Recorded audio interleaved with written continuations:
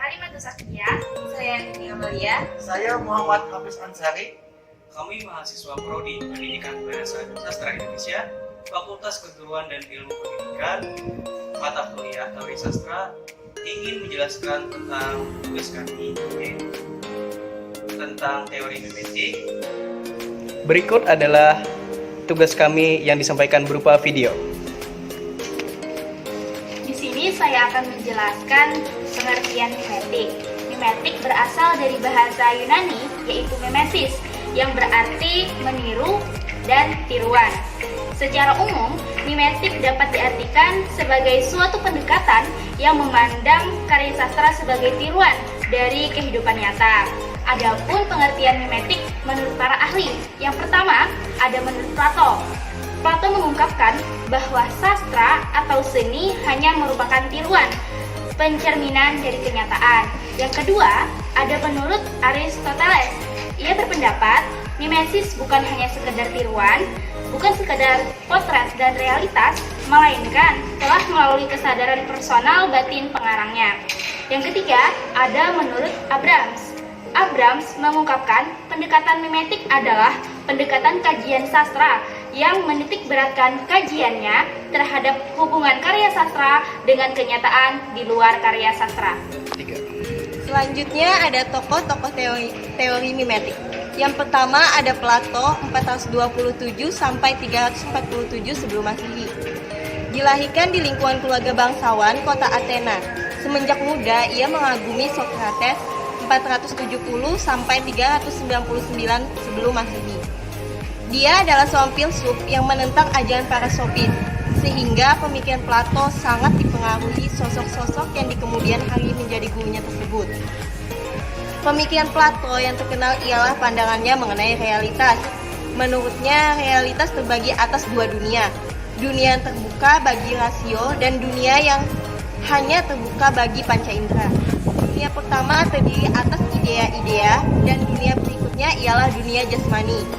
Bahkan, pemikiran Plato tersebut berhasil mendamaikan pertentangan antara pemikiran Herakleitos dan Parmenides, Batnes 1979.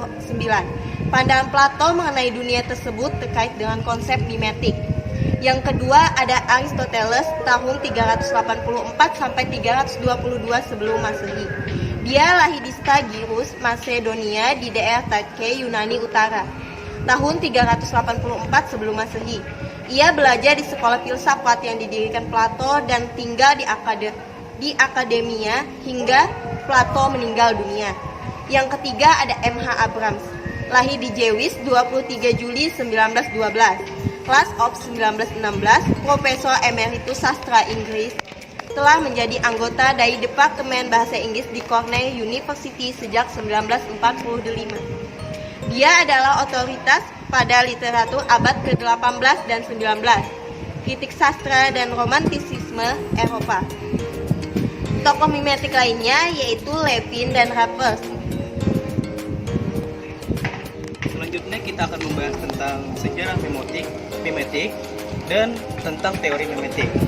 Pandangan tentang mimetik pertama kali diungkapkan oleh filsuf terkenal yaitu Plato, yang kemudian diungkapkan lagi oleh muridnya yaitu Aristoteles. Plato berpendapat bahwa seni hanyalah tiruan alam yang nilainya jauh di bawah kenyataan dan ide. Menurutnya lagi, seni adalah segala sesuatu yang rendah yang hanya menyajikan suatu ilusi tentang kenyataan dan tetap jauh dari kenyataan. Berbeda pandangannya dengan Plato, Aristoteles mengungkapkan hal lain. Menurut Aristoteles, tiruan itu justru membedakan dari segala sesuatu yang nyata dan umum karena seni merupakan aktivitas manusia. Dalam sebuah penciptaan, sastrawan tidak semata-mata meniru kenyataan, melainkan sekaligus menciptakan. Teori mimetik sendiri berasal dari bahasa Yunani, yaitu mimesis atau mimesis, yang berarti tiruan. Di dalam hubungannya dengan kritik sastra, mimetik diartikan sebagai sebuah pendekatan yang dalam mengkaji karya sastra selalu berupaya untuk mengaitkan karya sastra dengan hal-hal di kehidupan sehari-hari. Selanjutnya kita akan membahas tentang apa itu teori mimetik. Di dalam teori mimetik terdapat tiga metode yang digunakan dalam kritik mimetik. yaitu yang pertama, kepada kelompok masyarakat tertentu, terutama masyarakat yang disebut dalam karya sastra diberi angket tentang keadaan sosio-budaya. Yang kedua, dengan menghubungkan suatu unsur yang ada dalam karya sastra dengan unsur tertentu bersamaan dengan yang terdapat dalam masyarakat. Yang ketiga, kepada anggota masyarakat tertentu yang diminta membaca karya sastra diberi beberapa pertanyaan dan pertanyaan itu dialihkan kepada masalah sosial. Contoh karya sastra berdasarkan yang diminati. Contoh karya dari karya Anwar, Senja di Papan Kecil. Ini tidak ada yang mencari cinta. Di antara gudang rumah tua pada cerita. Tiang serta temali, kapal, perahu, tiada berlaut. Menghembus di dalam mempercaya mau terpaut. Gerimis mempercepat kelam, ada juga kelepak kelang. Menyinggung buang besi, hari berenang. Menemu